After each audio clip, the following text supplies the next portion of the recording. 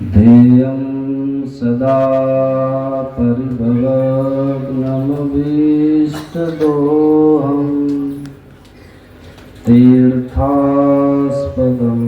शिवविरञ्चिनुतं शरण्यम् वृत्त्यार्तिहं प्रणतकालभवाप्तितोषम् वन्दे महापुरुषते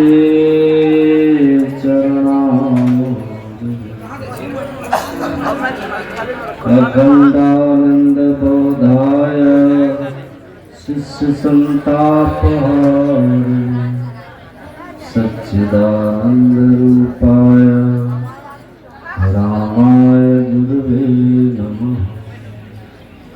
बोलिए प्रेम से श्री सद्गुरु महाराज की जय। मंचासीन पूज्य बाबागणों के पावन पाद पद्मों में नमन। परम आदरणीय सत्संग प्रेमी महान भावों, धर्मानुरागिनी माताओं एवं धर्मशिला भाव, सत्संग में शांति की बड़ी महिमा है और आप लोग बड़े शांति पूर्वक सत्संग सुन रहे हैं, पर उस शांति में कोई इतने शांत हो जाते हैं कि नींद की स्थिति में चले जाते हैं। तो इतनी भी शांति की जरूरत नहीं है।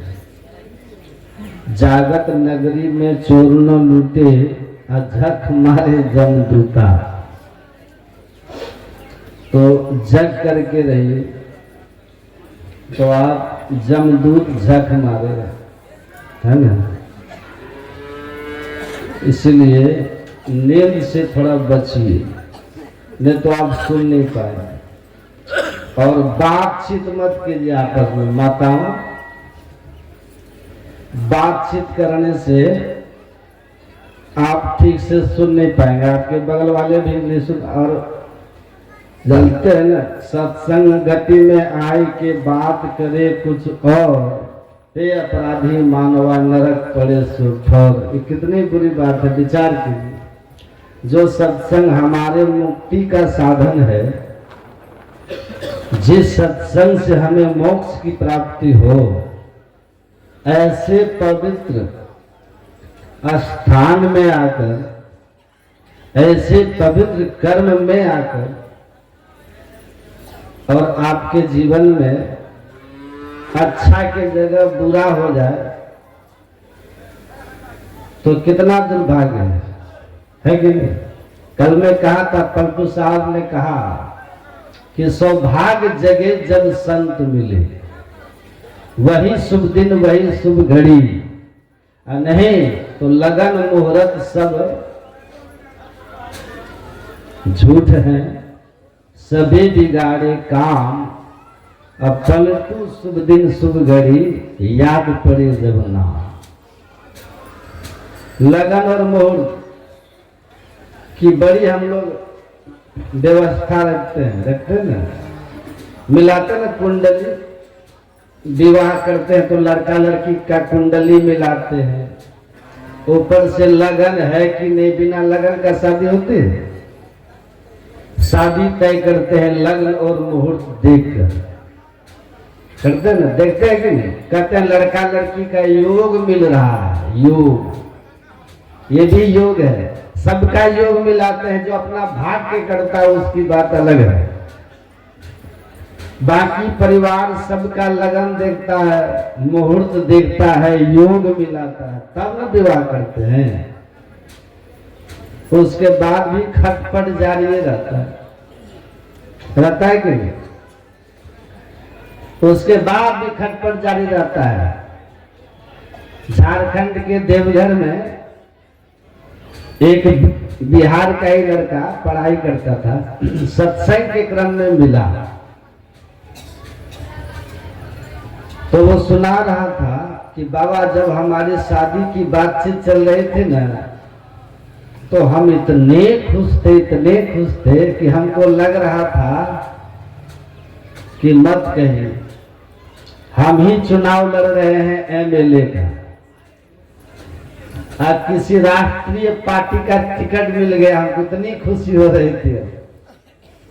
मैंने कहा तब क्या हुआ जी?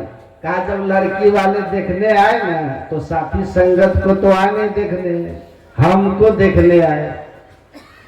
तो हमको महसूस हो रहा था कि हम चुनाव प्रचार में सब विरोधी को पीछे छोड़ के आगे निकल गए, जीत सुनिश्चित है।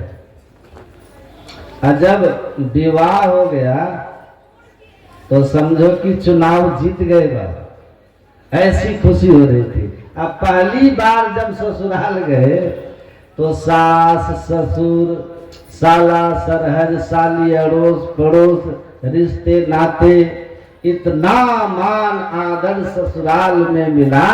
पहली बार ससुराल जब गए कि उस सुख की महिमा हम आपको बता नहीं सकते बाबा, आप समझ भी नहीं सकते। ये तो वो सुख है सो जाने जो पाप। जो पहली बार विवाह करके ससुराल गए हैं उनको पता है कि कैसा आदर मान होता है ससुराल में बड़ा। तो उस पहले बार के ससुराल जाने पर हमको लगा कि उस स्वागत में हम इतने प्रसन्न थे कि हमको लगा कि हम ही नीतीश कुमार जी के जगह हमारा ही मुख्यमंत्री के रूप में शपथ ग्रहण हो गए। हम इतने महान हो गए, इतना आदर मान हुआ ससुराल में। मैंने कहा कितना साल हुआ तुम्हारी शादी के? कहा 4 साल। हम बोले अब कैसा लग रहा है? कहा अब तो लगता है लालू जी की तरह चारा घोटाला में फंस गए।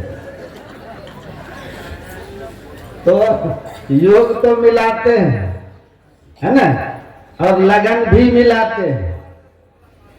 अब फिर गड़बड़ घोटाला कैसे हो जाता है? घर में होता है कि नहीं?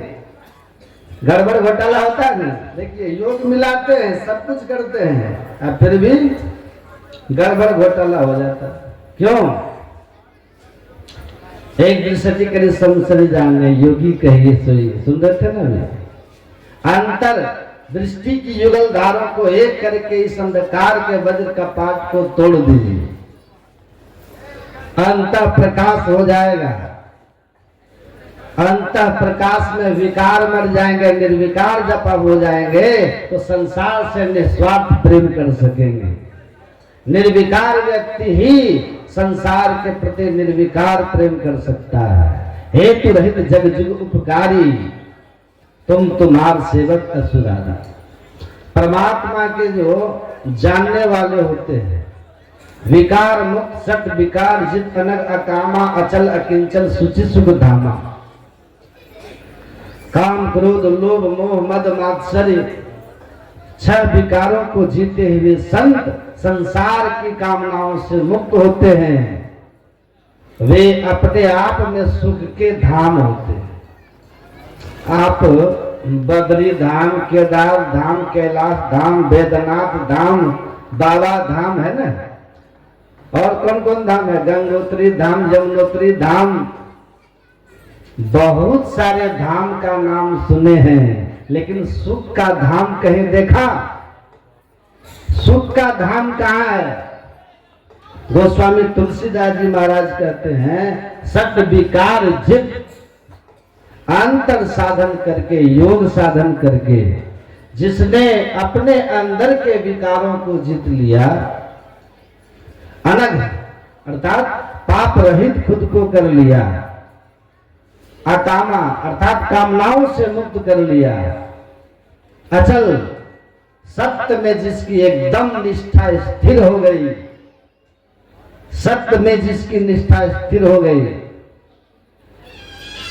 गुरु तेग बहादुर की गर्दन कट गई, लेकिन अपने सत्य के साथ वो खड़े रहे, गर्दन जाने दिया, सत्य का संग नहीं छोड़ा, अचल स्थित होकर। सुकरात को जहर का प्याला पीना पड़ा, पी लिए, सिद्धांत से समझौता नहीं किया। महावीर स्वामी गुरु जितने भी संत हुए हैं कबीर 72 कसम स्वीकार किए, सत्य को नहीं छोड़ा। अचल अचल अपने सिद्धांत पर निष्ठा और सत्य पर जो अचल है, ऐसे संत एकमात्र सुख के धाम होते। उनके पास आकर के ही आपको सुख मिलेगा। और उनकी बताई हुई युक्ति से जब आप साधन करने लगोगे तो भजन में होता आनंद आनंद, आपके अंदर में आनंद बढ़ने लगेगा, सुख बढ़ने लगेगा। आप बढ़ते बढ़ते एक दिन आप परमानंद को पाए। इसीलिए ये जो योग है ना, इसका ज्ञान संत बताते हैं और बड़ा कठिन नहीं है। राजयोग है, आपने सुना योग मह योगी, राज महाराजा जोग मह जोगी, तप में तपेश्वर ग्रस्त मह भोगी, ध्याय ध्याय भक्त सुख पावा, नानक इस पुरुष का के नंत न पावा। नानक सतगुरु भेटिया पूरा होवे जुगति, हसन दिया खेलन दिया खानन दिया पहनन दिया, अब पीछे होवे मुक्ति। ये ऐसा सहज योग है, राज योग है, श्रेष्ठ योग है और सबसे होने वाला योग है। तो इसलिए हमारे गुरु महाराज जी कहते हैं आपको परमात्मा को पाने का साधन है ये योग। इसका ज्ञान हो जाए तो आपका कल्याण हो जाएगा।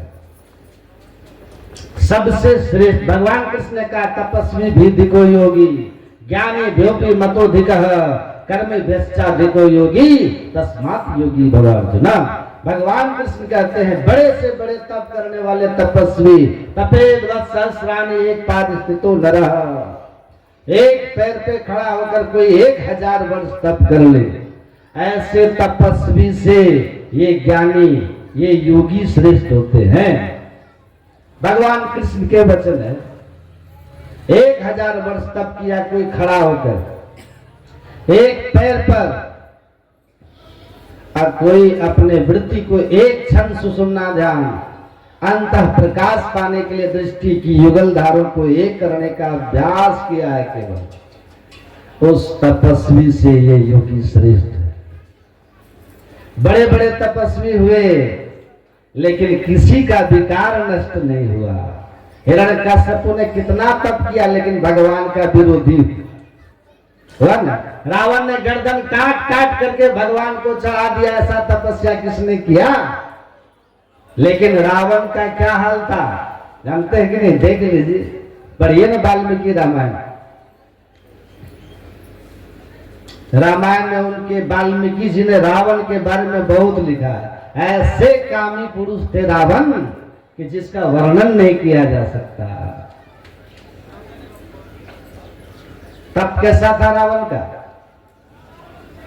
भस्मासुर का ऐसा तप कि भगवान शिव को प्रत्यक्ष करके वरदान क्या मांगा, जिसके सिर पे हाथ रख दे वो जलकर भस्म हो जाए। देखिए दूसरे का नाश करने की बात कौन सोचेगा, जो विकारी होगा वही ना। और ऐसा उसने किसने क्यों सोचा कि पहले भोले बाबा को ही भस्म करे, क्योंकि पार्वती को प्राप्त करने की उसके अंदर भावना थी। काम विकार से पूरी तरह शिकार हो चुका था। तो बड़े बड़े तप करके भी भगवान कृष्ण कहते हैं विकार नहीं मिटते। योग की साधना करोगे, सतगुरु सतगुरु नित्य ही पुकार अच्छी जब ताप समूह रहे। जैसे गुरु के दिए हुए मंत्र को आप जपना शुरू करोगे, आपके अंदर के विकार हटते चले जाएंगे। गुरु नानक देव कहते हैं मूत पलीटी कपड़ा होई, दे साबुन ले ये सो धोई, भरिए मती पापा के संग सो धोबे नावे के रंग। गुरु नानक देव कहते जैसे आपका कपड़ा गंदा हो जाता है तो साबुन सरफ मार करके उसको साफ करते हो, उसी तरह जैसे आपके अंदर में पाप वृत्ति जो है, जैसे ही गुरु मंत्र का जप करना शुरू करते हो, पाप वृत्ति वहीं से आपकी हटनी शुरू हो जाती है, विकार आपके हटने शुरू हो जाते हैं। मानस रूप ही में धारक काम क्रोध मद लोभ दहे, जब इष्ट का रूप सदगुरु का रूप आप अपने हृदय में बसाते हैं तो आपके अंदर से विकार और घटते हैं। और जब अंतः प्रकाश के लिए अनंत प्रकाश के लिए दृष्टि योग की साधना करते हैं और अनंत प्रकाश प्राप्त करके एक अवस्था प्राप्त कर लेते हैं प्रकाश मंडल की, तो कहते हैं आपके सारे विकार नष्ट हो जाते हैं। तो तपस्वियों से ये योगी श्रेष्ठ है। ज्ञानी जो मतोधिका, और केवल शास्त्रों को जानने वाले ज्ञानियों से ये योगी श्रेष्ठ होते हैं। सारे शास्त्र याद है आपको, वह साख सकलो साख ग्रंथन की रहे जानत को, ध्यान बिनु मन थिर जो तो शांति नहीं पावे सो गुरु महाराज कहते। समस्त धर्म ग्रंथों का ज्ञान भले आपको हो, लेकिन अगर आप ध्यान नहीं करते, योग नहीं करते, तो आपके ये ज्ञान कोई अर्थ नहीं रखते। मैंने पढ़ा है योग वासिष्ठ में भगवान श्री राम से महर्षि वशिष्ठ ने कहा था, हे राम, समस्त धर्म ग्रंथों को किसी ने कंठस्थ कर लिया हो, लेकिन प्रेम भगति जल बिनु रघुराई अभियंतर मल कबहू न जाई।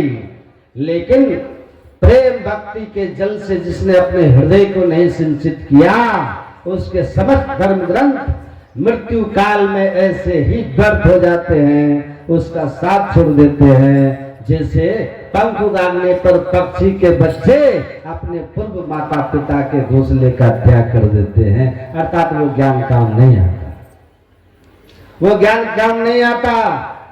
आदित्य चतुरो वेदान बहुशास्त्राणि नेक्षः ब्रह्म तत्व न जानाते धर्मीपाग्र संयता। ऐसे ज्ञानी उस कलछुल की तरह है जो बहुत तरह के व्यंजनों में चलते तो हैं पर किसी का स्वाद नहीं जानते। पर इतना ज्ञान तो होना ही चाहिए कि ईश्वर का स्वरूप क्या है। रामकृष्ण परमहंस कहते थे, अगर किसी को समझाना हो किसी को, तो बहुत धर्म शास्त्रों की जरूरत पड़ती है तर्क दे दे के समझाने के लिए, लेकिन अपने कल्याण के लिए, जैसे आत्महत्या करने के लिए एक बिलेट काफी होता है, एक रस्सी काफी होती है, वैसे आत्म कल्याण के लिए गुरु की बताई हुई योग का ज्ञान काफी होता है। श्री सद्गुरु महाराज की अगर गुरु प्रदत्त ज्ञान का आदर करे और उसको अपने जीवन में उतार ले, भले वेद पुराण वो नहीं जानता, फिर भी उसका परम कल्याण निश्चित है। तो इसीलिए कहा कि धर्म शास्त्र बहुत याद है, लेकिन अगर सदगुरु की सदयुक्ति से योग साधन नहीं करते हो, तो वो कहते हैं ऐसे ज्ञानियों से योगी बहुत श्रेष्ठ होते हैं। कर्मे भ्यश्चाधिको योगी, बहुत तरह के कर्म कांड जो होते हैं, यज्ञ जो होते हैं, रुद्र महायज्ञ, विष्णु महायज्ञ, बहुत तरह के यज्ञ होते हैं ना। इन यज्ञों के फलस्वरूप स्वर्ग का संस्कार पड़ता है। पुण्य से स्वर्ग मिलता है, लेकिन पुण्य क्षीण होने पर फिर संसार चक्र मिलता है। लेकिन इस उन कर्मकांडियों से ये योगी बहुत श्रेष्ठ होते हैं। क्यों? क्योंकि भगवान कहते हैं इस योग के आरंभ का नाश नहीं होता। नेहा विक्रम ना स्वस्ति प्रत्यवायुर न विद्यते स्वल्पम अभ्यस्य धर्मस्य त्रायते महतो भयात्। इस योग का जिसने आरंभ कर दिया है, जो नित्य नियमित बैठ करके ध्यान कर रहे हैं, इसका फल क्या होगा? इसका थोड़ा थोड़ा अभ्यास भी महाभय उस कर्मकांड के यज्ञ का फल का संस्कार स्वर्ग में ले जाएगा। पुण्य छीन होगा, छीने पुण्य मर्तलों के विसंति। फिर आप कहाँ कहाँ जाओगे, कौन कौन योनि में पता नहीं, लेकिन इस योग के आरंभ का कोई नाश नहीं होगा। एक बार आरंभ हो गया तो आपको मरणोपरांत फिर मनुष्य शरीर ही मिलेगा, और जब तक आप परम पद तक नहीं पहुंच जाओगे, इसका संस्कार मोक्ष में जाने का ये मोक्ष पद तक पहुंचा कर ही आपको छोड़ेगा। इसलिए भगवान कहते हैं शास्त्र ज्ञानी हो, चाहे तप तपस्या करने वाला हो, और चाहे बहुत बड़े बड़े यज्ञ का कोई करने वाला हो, हे अर्जुन, इन सभी से जो योगी होते हैं, जो बैठ करके ध्यान साधन करते हैं, सबसे श्रेष्ठ होते हैं। इससे विकार दमन होता है, मोक्ष की गति होती है, और जब तक मुक्ति नहीं हो जाती पुनर्जन्म मनुष्य शरीर में ही होता है। तो ऐसा महान युग है, इसलिए सभी संतों ने इसका प्रचार किया और कहा कि आप सब कर सकते हो, बस खान पान को पवित्र रख करके संसार के काम करते हुए आप समय निकाल करके इस साधन को कीजिए। गुरु महाराज कहते हैं, भाई योग हृदय वृत्त केंद्र बिंदु जो चमचम चमके ना, वो जो विकार से मुक्त होने का मार्ग है योग हृदय, दोनों आंखों के ठीक मध्य में जिसको सुषुम्ना शिवदीप्त कहते हैं, चमचम चमकता कब, नजर जोड़ी धसी ताही में धुन सुन पावे। जब आप दृष्टि की युगलधारों को आपस में जोड़ दोगे, एक दृष्टि के संसर बाएं दाएं दृष्टि की धारें जब अंदर में मिल जाएंगी तो ईड़ा और पिंगला का जैसे संगम होगा, सुषुम्ना में अंतः प्रकाश हो जाएगा। कहते ये बड़ा सहज है, बस आराम से बैठिए कीजिए, प्रकाश होगा, धुन सुनोगे, धुन सूरत शब्द की करे कमाई, निज घर जावे ना, और निज घर में निज प्रभु को पावे अति हुलसावे ना। तो बस इतना ही है कि बैठिए, सुबह शाम समय निकालिए, नैन मूली को ध्यान को साधन करो, बैठ दृढ़ होए सुखासन, मानस जाप नाम गुरु केरा, मानस ध्यान रूप उन्हीं केरा, यही अवलंब ध्यान कछु होई, पुनः दृष्टि बल कीजिए सोई, सुखमन बिंदु को धरो दृष्टि से, सुरत छुड़ाओ पिंड सृष्टि से, धर कर बिंदु सुनो अनहद ध्वनि, विविध भात की होती पुनि पुनि, धुनि सुनि सूरती चढ़ती जाए, अंतर पर टूटे दुखदाई। ये संतों का मूल ज्ञान है, सार ज्ञान है, मोक्ष में जाने का ज्ञान है, सहज है, सरल है, लेकिन ऊपर वाले की जब पूरी कृपा होती है, या जन्म जन्मांतर के पुण्य प्रकट होते हैं, तब पुण्य पुंज बिन मिले न संता, सत्संगति संस्कृति करंता। भगवान कहते हैं कि संत मिलते हैं और ये ज्ञान मिलता है, जो ज्ञान मोक्ष में जन्म मरण के चक्र से मुक्त कराने वाला है। तो इस योग साधना को आप सीखिए, हर दम कीजिए, इसका थोड़ा थोड़ा फल भी आपको महाभय 84 में जाने से बचाएगा। ऐसे श्रेष्ठ योग के बारे में अब आप पूज्य श्री से सुनेंगे, तो आइए, हम लोगों का सौभाग्य है, बोलिए प्रेम से श्री सद्गुरु महाराज की। देखिए समय मेरा हो गया है, मैं थोड़ा सा 1 मिनट में खत्म कर रहे हैं ना, समय भी तो आपने कहा अभी हमको जाना आती है, आवश्यक मुझे जाना पड़ेगा, रामपुर तिलक जाना है, बड़ा अच्छा लगेगा हमको। तो कुछ बाबा का सानिध्य मिल गया, दर्शन हो गया, बहुत दिन से दर्शन भी नहीं हुआ था। असली सत्संग है ये, उधर जिला अधिवेशन में तो मेला लगता है ना, यहाँ कितना अच्छा लग रहा है, ध्यान भी सत्संग जाने का मन सकते, ये खुद हमको नहीं है भीतर से, पर मेरी भी लाचारी है, व्यवस्था समय दिए हैं, जाना पड़ेगा, है ना, हम जाएंगे। हाँ, यदि आप और भी सुनना चाहते हैं तो एक है, आपको मिलेगा यूट्यूब, मोबाइल सबके पास है ना, अपने अपने मोबाइल में सब यूट्यूब में सर्च कर लीजिएगा, संत मत दर्पण, और एक महर्षि नेही आश्रम, ठीक है, उसको सर्च कर लीजिएगा, उसको आप सब्सक्राइब कर लीजिएगा, बेल बटन दबा दीजिएगा, जहां मेरा प्रवचन कहीं होगा आपको सीधा तुरंत मोबाइल में आ जाएगा, सुन लीजिएगा, है ना। आप इसके साथ साथ कुपा घाट के जितने बाबा है ना, उनका भी समय समय से उस पर सुनाया जाता है, और भी बाबा लोग। तो संत मत दर्पण, महर्षि नेही आश्रम, ये 2 चैनल है, उसको सुनिएगा। अब देखिए मेरा समय पूरा हो गया, जो भी सुनाने में कल से ही हमको तो संकोच भी होता था, लेकिन कुछ बाबा लोग का स्नेह प्रेम, इनका वात्सल्य मेरे प्रति बहुत रहता है। बचपन से मैं मनियारपुर में रहा हूँ ना, कुछ दयानंद बाबा, इनके सामने तो हम बच्चे हैं, मनियारपुर में रहते थे, जैसे बच्चे की तरह रहते थे। तो ये सब महापुरुष हैं, सबका प्यार हमारे प्रति है, हमारे उत्तम बाबा, हमारे गुरु भाई हैं, बहुत प्रेम है हम लोगों में। इन सब महापुरुषों की कृपा, इनका स्नेह प्रेम हम आपको सुनाते रहे। ये जो हम आपको सुनाए सत्संग, थोड़ा देर जो सुनाए कल से अभी तक, यदि हमसे बोलने में कुछ गलती हुई, आपको दुख लगा हो, तो हम उसके लिए सबसे, कुछ बाबा लोगों से भी और आप सबों से भी हम हाथ जोड़ करके माफी मांग लेते हैं। आप लोग माफ करिएगा, और जो मेरी बात आप लोग को अच्छी लगी हो, वो सब मेरे गुरु महाराज जी का है, आप गुरु महाराज जी का जान करके स्वीकार कर लीजिएगा, अवश्य सबका भला होगा। बोलिए प्रेम से सद्गुरु महाराज जी की जय। अभी हम लोग संदीपानंद महाराज से सुन रहे थे। अब दया के सागर